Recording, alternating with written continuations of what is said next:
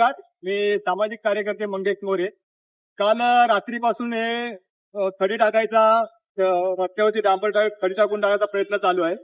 प्रयत्न एवढ्यासाठीच चालू आहे की माननीय सरन्यायाधीश साहेब गवई साहेब यांचा मंडणगडमध्ये आज दौरा आहे. न्यायाधीशाचं आज न्यायालयाचं उद्घाटन आहे. त्याच्यासाठी हे रात्रभर हे खडी टाकतात आहेत.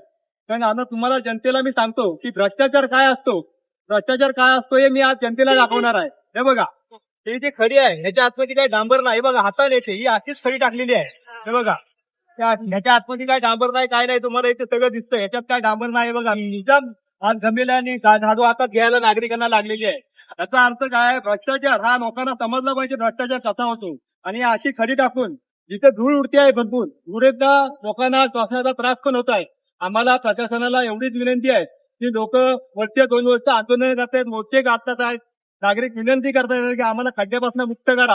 आमच्यापेक्षा लोकांना, ज्येष्ठ नागरिकांना आमचे मणक्याचे त्रास होत आहेत, श्वासाचे त्रास होत आहेत. हे कुठेतरी थांबावं. आणि हे एवढं त्याच्यासाठी खटापट चाललेला आहे की ह्या बांधकाम खात्याची इज्जत नाही जावे म्हणून हे रात्रभर असे खेडपासून थेट ते भरण्या आपण या भरण्याच्या प्रवेशद्वारावरती उभ्या विनंती आहे. तर ह्याची विनंती आहे की हा 100 कोटीचा रस्ता आहे. हा 100 कोटीचा रस्ता आहे. हा 100 कोटीचा रस्ता वास्तविक या लोकांनी जनतेला चांगला सुविसूत करून द्यायला पाहिजे होता.